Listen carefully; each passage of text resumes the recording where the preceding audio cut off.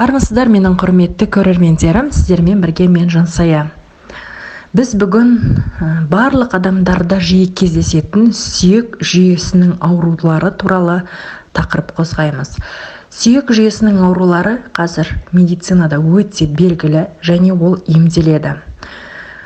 Буын, сүйек ауруларын біз қалай алдын алуға болады? Жалпы ауру асқынбас бұрын ең бірінші біз тағамдарымызға мән беруіміз керек. Күнделікті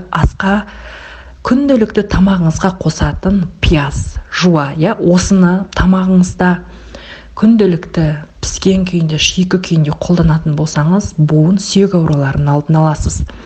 Екінші, шпинатты блендерден өткізіп, сок түрінде болмаса, өзіңіз тағам ретінде өзіңізге тұтынатын болсаңыз, бұның да пайдасы аса зор.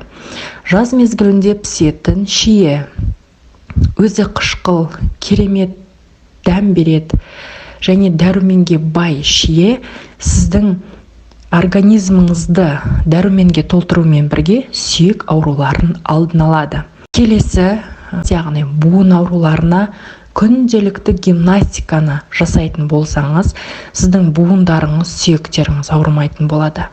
Тағы бір айта кететін кеңесім, сорпа, яғни малдың сүйек етінен жасалынатын сорпалар. Сүйектің сорпасын жиі тұтынатын болсаңыз, сіздің денеңіздегі сүйек буындарда ешқандай да ауру сырқат байқалмайды.